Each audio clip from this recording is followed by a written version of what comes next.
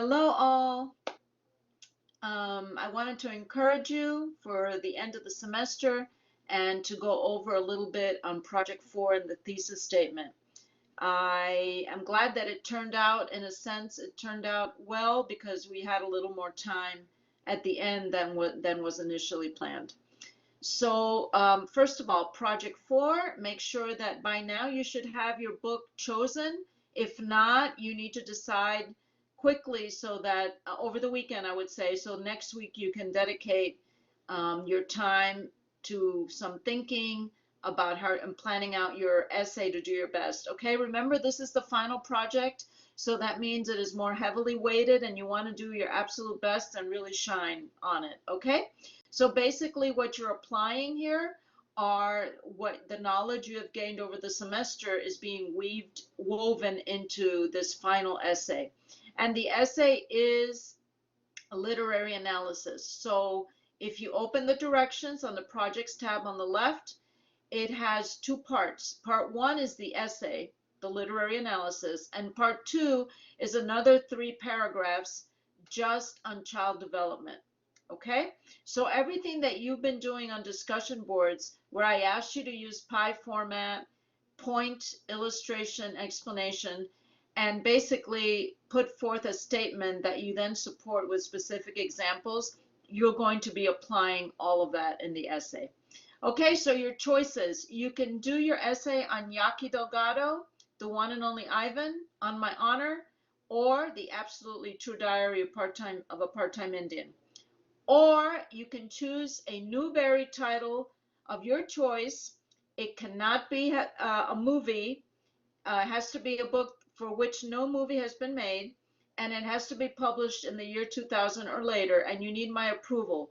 So far, I think there are only 4 or 5 people who have contacted me for that. If you're interested in that option, if you can still change your mind, um, make sure that you sign up on the tab on the left that says Final Newbery Sign Up, okay? And I will be in contact with you one way or the other. Okay, so part one, you're going to be first and foremost, when we meet for our conference next week, it'll be with the idea of planning and seeing your progress so I can help you to do your best here. So what you need to have for the conference is have your chosen book. If you don't have your actual thesis statement, which by the way is due May 5th, I'll get to that in a minute. If you don't have that already, I would suggest it's just a sentence or two. So try it. Just do a draft. I expect it to change. You probably won't have it all polished, ready to go by next week. That's fine. It's evolving. But you do need to have, think about it because we need to discuss your chosen book and what are the 3 elements, the literary elements that you have chosen. So I can kind of advise you on that, and also what the theme of the book is. You need to have clarity on theme. So there is a section in the book, in our textbook.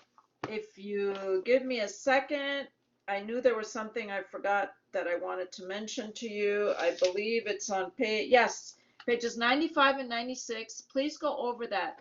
So the word theme, I know this can be confusing, but this is a college class. So the word theme is used in a variety of ways in everyday situations. So it's generally used to mean a topic or like a theme for a party.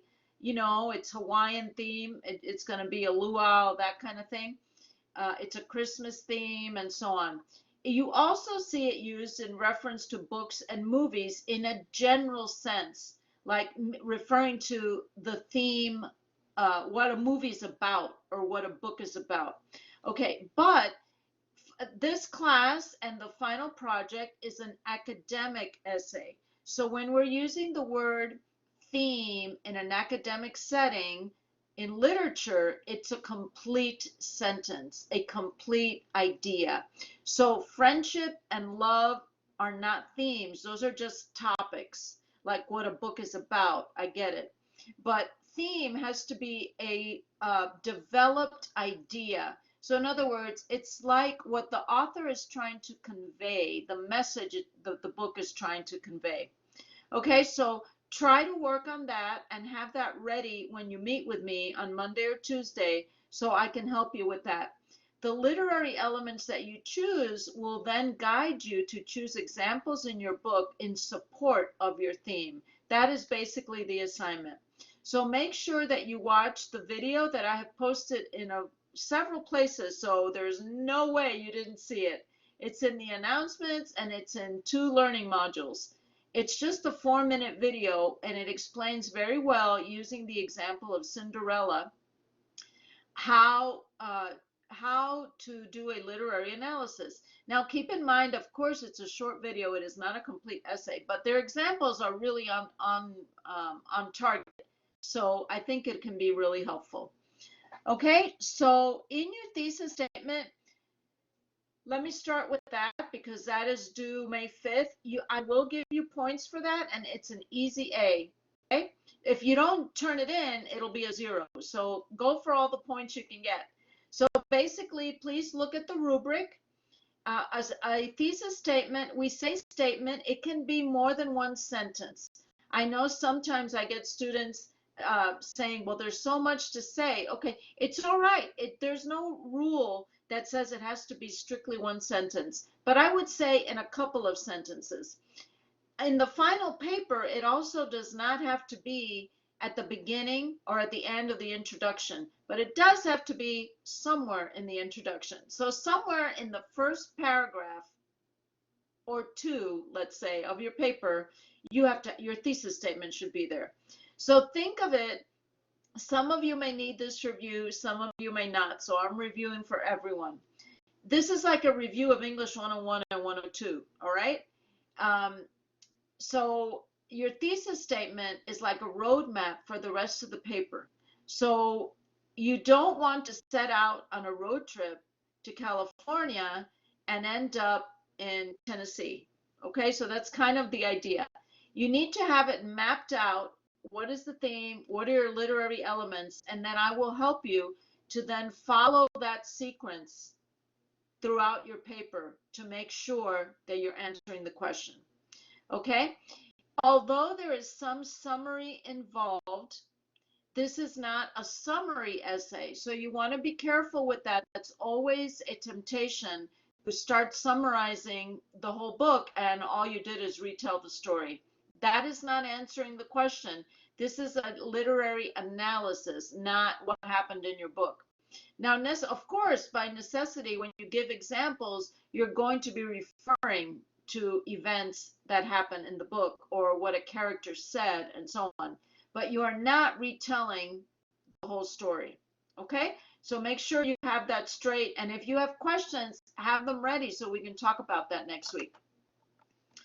Okay, so part 1 is the analysis. I'm looking at the directions here. I'm sorry, I am not set up quite the way I am at my office at the Santan campus. I'm at home, as you can see, like everyone is.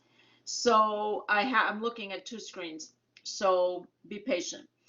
Okay, so you have your thesis statement that your essay is going to follow that pattern. Also, make sure a couple of things. Sometimes people have told me I don't have page numbers. Well, you need page numbers or chapter numbers, okay? I use a Kindle too. I'm not going to share everything that I use, but I know that if you're reading an ebook, you can get pages and or chapters, all right? So you have to have that information, yes, in order to cite examples, okay? Another part of your essay is that you need to find an article on the CAC library website and find just one article and tie it in, integrate it somewhere in your essay. That doesn't necessarily have to be an article about your book because some of you are not going to find that, but it can be something related to your book in some way. So for example, if I were doing a paper on Justin and the best biscuits in the world, I might look for an article on single parents that I could relate. I might find an article on sibling rivalry that would work right in with that story somewhere in my paper. Uh, I might find a book on, or an article rather, on the history of cowboys that you can weave in somehow. I might find an article on identity and ethnic identity and how important it is as a young person is growing up. So any topic that would fit in with your book that you can connect and find a quote or two to work in, that's what I'm looking for. Okay, so you may want to do some poking around in the library before our conference in case you have questions for that. Okay, I give you an example of a thesis statement, and then part 2 in the directions is 3 paragraphs on child development. So one is going to be on intellectual development. So intellectual is knowledge and facts. That's all I want. So you're thinking in terms of, after reading this book, students would learn, boom, boom, boom, and give me the examples. Okay? They are factual. They're not psychological and emotional or about how people interact. The second one, social, emotional, psychological development, that one is about what do students learn about interacting with others through this book? Give me examples. Interacting with others, anything to do with emotions, dealing with grief, anything dealing with divorce, that would be social, emotional, psychological development. And lastly, how does this book help with moral development, deciding what is right or wrong in a variety of situations? Okay, so 1 paragraph for each. So please think about all these things, give it some thought, jot some notes so you're ready with questions when we meet, and make sure you watch that brief video. Okay, I look forward to talking to everyone. Talk to you soon.